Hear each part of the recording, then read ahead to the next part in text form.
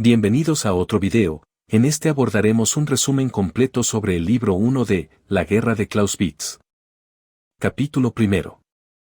¿En qué consiste la guerra?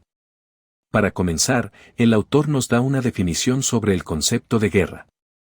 La guerra es un duelo en una escala más amplia y en ella se lleva a cabo un acto de fuerza para obligar al adversario a acatar nuestra voluntad. Y a pesar de que ha habido distintas ideas de que se puede llevar la guerra sin derramar sangre, no se ajusta dicha idea para el libro, ya que el uso de la fuerza física en su máxima extensión es de gran impacto al intentar doblegar al adversario, por lo cual al estar de por medio la fuerza, también lo están las emociones que llegan a arrastrar a los seres humanos en su esencia primitiva. A través del tiempo se ha civilizado a los seres humanos y éste ha perfeccionado sus armas, medios e invenciones para el combate, de lo cual ha buscado ventajas sobre sus adversarios. Ahora bien, el propósito de la acción militar que nos establece el libro, es la de desarmar al enemigo, o bien colocarlo en una posición que se sienta amenazado, ya que al llegar a ello, podremos ejercer nuestra voluntad o destruirlo. Si queremos derrotar a nuestro enemigo, tenemos que equilibrar nuestro esfuerzo de acuerdo con su poder de resistencia. Tal poder lo podemos clasificar de las siguientes maneras: 1. La magnitud de los medios con los que el oponente cuenta. 2. La fuerza de su voluntad. Es casi posible calcular el punto número 1 ya que éste se basa en números, mientras que la fuerza de la voluntad se guía por la fortaleza del motivo que lo impulsa. Si lográramos calcular ambos puntos casi perfectamente, podríamos equilibrar nuestros esfuerzos de acuerdo con dicho cálculo y estar en toda disposición de intensificarlos para obtener una ventaja en la magnitud de los medios o la fuerza de la voluntad y así generar el máximo resultado. Cabe mencionar que más allá de los pensamientos reflexivos y la voluntad que tengamos, es parcialmente distinto al momento de aplicar contra el enemigo ya que este no es abstracto. De ese modo, cada uno de los oponentes puede, en buena medida, crearse una opinión del otro por lo que éste realmente es y hace, y no por lo que teóricamente debería ser y hacer. En los preparativos para la guerra, el mundo real ocupa el lugar de la idea abstracta, y aunque se tenga las decisiones para ejecutarlas, puede haber un punto en el que el adversario las analice y decida no usar del esfuerzo máximo o la totalidad de sus recursos o viceversa si es nuestro caso. En ese sentido, los preparativos abstractos podrían cambiar de curso. Dichos recursos abarcan las fuerzas militares propiamente dichas, ya que están en conjunto con el país, la superficie, la población y los aliados. En ese mismo contexto vamos a ir obteniendo conclusiones. De acuerdo con las leyes de la probabilidad, por el carácter, la situación y las circunstancias que definen al oponente, cada bando extraerá sus datos respecto de cuál será la acción del contrario y, a tenor de ello, determinará la suya propia. En paralelo, el objetivo político, como causa original de la guerra, será la medida tanto para el propósito a alcanzar mediante la acción militar como para los esfuerzos necesarios para cumplir con ese propósito. Un solo objetivo político puede generar reacciones diferentes en diferentes naciones e incluso en una misma nación en diferentes épocas. Entonces, cabe dejar que el objetivo político actúe como medida, siempre que no olvidemos su influencia sobre las masas a las que afecta. Si dos bandos se han armado para la lucha, tiene que haber un motivo hostil que los haya impulsado o arrastrado a hacerlo. Por tanto, la idea de un equilibrio no puede justificar una suspensión de las hostilidades, pero sirve para fundamentar la espera de un momento más favorable para atacar, dependiendo los propósitos y circunstancias de cada bando. Durante la guerra puede haber tiempos de acción y tiempos de suspensión sobre nuestras fuerzas militares, por lo que cuanto mayor sea la lentitud con que se desarrolle la acción militar y cuanto más largos y frecuentes sean los periodos de inacción, tanto más fácilmente se podrá rectificar un error que pudiese surgir para abordarlo inmediatamente. En contraste, como se hablaba al principio, la mayoría de veces se deja a la imaginación crear escenarios en la abstracción sin plantear una base sólida de investigación y de lógica. La guerra tiene que vérselas con fuerzas vivas y morales, de donde se deriva que lo absoluto y lo seguro le resultan en la mayoría de veces inaccesibles, por lo que siempre queda un margen para lo accidental, tanto en las cosas grandes como en las pequeñas, pero en caso contrario, elementos como el valor y confianza forman parte del humano ya que cuanto mayor sea el valor y la confianza en uno mismo, más grande será el margen que cabe para lo accidental.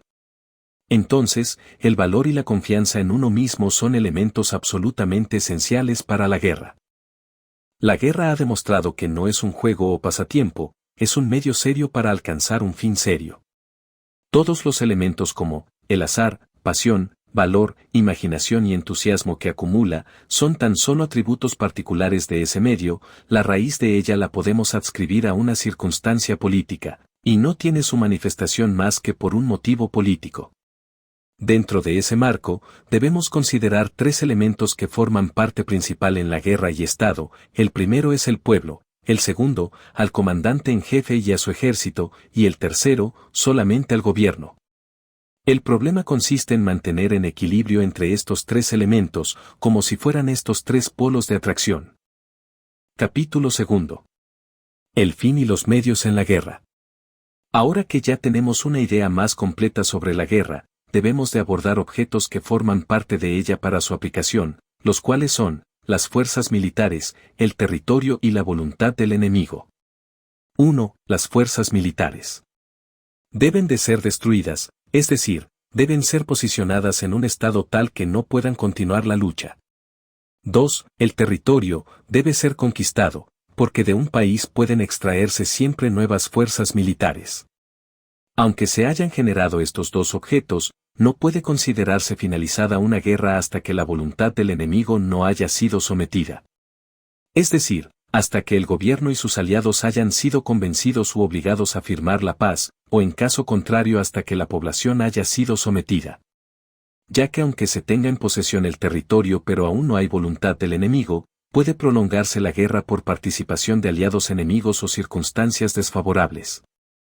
Por secuencia natural las fuerzas militares enemigas deben de ser destruidas primero, para así después lograr un dominio del territorio y por último doblegar la voluntad del enemigo. Pero este orden no es totalmente indispensable y no siempre ocurre así. Las fuerzas enemigas, incluso antes de haber sido debilitadas de modo considerable, pueden retroceder al extremo opuesto del país, o bien penetrar en territorio extranjero, generando un sinfín de posibilidades estratégicas. Existen dos motivos que inducen al enemigo a firmar la paz, en caso de la imposibilidad de ofrecer mayor resistencia. El primero es lo aleatorio que pueda resultar el éxito. Y el segundo, el precio excesivo que haya que pagar por él.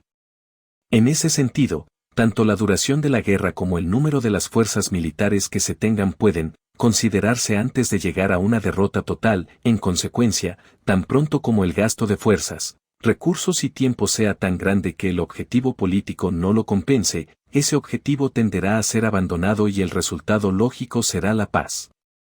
Dentro de este marco, los propósitos que tengamos sobre nuestro enemigo pueden ser varios y no solamente la destrucción del mismo. Se puede lograr por ejemplo un desgaste a través de la invasión, es decir, la ocupación del territorio enemigo, no con el propósito de quedarnos en él, sino para exigir una contribución sobre él o para devastarlo. Durante dicha invasión se debe de ser modesto con los recursos y las fuerzas militares que se tengan, ya que si quisiéramos emplear otra decisión nos costará mayor desgaste, por lo que se debe de fijar sólidamente nuestros propósitos. Entonces, todo lo que se relaciona con las fuerzas militares y, en consecuencia, todo lo que forma parte de su creación, mantenimiento y empleo, es único de la actividad de la guerra. En ese sentido, que toda actividad militar se dirige necesariamente a los encuentros, ya sea en forma directa como indirecta. El soldado es reclutado, vestido, armado, adiestrado, se le hace dormir, comer, beber y marchar, únicamente para combatir en el lugar indicado y en el momento oportuno. Hay que recalcar que dichos encuentros tienen objetivos y no siempre es el de destruir las fuerzas militares enemigas, sino por ejemplo, puede ser el de despojar de un lugar para solamente tomar sus recursos y posteriormente continuar con otra decisión y objetivo. En tales casos, no se tratará de lograr una destrucción completa, dado que el encuentro no será entonces más que una prueba de fuerza. La destrucción no tiene valor en sí misma, sino por sus resultados, es decir, por la decisión que entraña. Sin olvidar el gasto de nuestras fuerzas será siempre mayor cuanto mayor sea el propósito hacia el enemigo. El riesgo de este medio permanece también en el hecho de que, cuanto mayor sea la eficacia que se busque, si fracasamos se volverá contra nosotros, lo cual representa una notable desventaja. Capítulo 3. El genio para la guerra. Para ser realizada con cierta perfección, toda actividad de carácter especial exige cualidades especiales de entendimiento y temperamento. Un genio militar debe de combinar no solo una o dos cualidades de excelencia, sino una combinación armoniosa de fuerzas en la cual puede predominar una u otra, pero ninguna debe hallarse en oposición. La guerra conlleva un peligro, y, en ese contexto, el valor es, por sobre todo lo demás, la primera cualidad que debe caracterizar a las personas. El valor puede ser de dos tipos: el primero es el que hace acto de presencia ante un peligro contra la persona, y el segundo es el que requiere la existencia de una responsabilidad, ya sea ante el tribunal de una autoridad externa o ante el de una autoridad interna, que en este caso es la conciencia. El valor ante un peligro personal se divide también en dos tipos. En el primer tipo, puede tratarse en una indiferencia hacia el peligro, es decir, al desprecio por la muerte o al hábito. En cualquiera de estos supuestos el valor debe considerarse como una condición permanente. En el segundo tipo, el valor puede derivar de motivos positivos, ya sea la ambición, el patriotismo, el entusiasmo de cualquier naturaleza. En este caso, el valor es más bien una emoción, un sentimiento, antes que una condición permanente como el primer tipo. Es necesario explicar que estas dos clases de valor actúan de forma diferente. El primer tipo es más seguro, ya que, una vez convertido en una segunda naturaleza, nunca abandona al hombre. El segundo tipo, a menudo lo induce a ir más allá. En ese sentido, los dos tipos combinados constituyen la manera más perfecta del valor. No hay que olvidar que otro punto a establecer y tener en cuenta es el azar, el cual aumenta la incertidumbre hacia el hombre en la guerra. Si queremos permanecer a salvo de lo inesperado, son importantes dos cualidades. La primera es un entendimiento que, aun en medio de la nada, no deje de contar con pequeños rasgos de una luz interior que conduzcan a la verdad. Dicho punto es más mental que físico, ya que de aquí deriva nuestra decisión que tomaremos, y, el segundo, el valor para continuar. A este último punto se le podría tomar en cuenta como determinación. Continuando en la misma línea, hay más elementos considerables en la guerra, que son: 1. La energía. En la acción, expresa la fuerza de la motivación por la cual la acción se pone de manifiesto. Dicha energía puede ser impulsada por la codicia de honores o la búsqueda de gloria. 2. La firmeza. Denota la capacidad de resistencia de la voluntad frente a la dureza de un choque, la constancia en relación con la duración. 3. El carácter, significa una tenaz convicción, ya sea esta el resultado de nuestro propio juicio o el de otros, ya sea que esté basada en principios, opiniones, inspiraciones momentáneas o cualquier otro producto del entendimiento. Ahora bien, la verdad sola no parece más que un motivo muy insignificante en el hombre, y por este motivo existe siempre una gran diferencia entre el conocimiento y el acto de voluntad, entre saber qué hacer y la capacidad para hacerlo.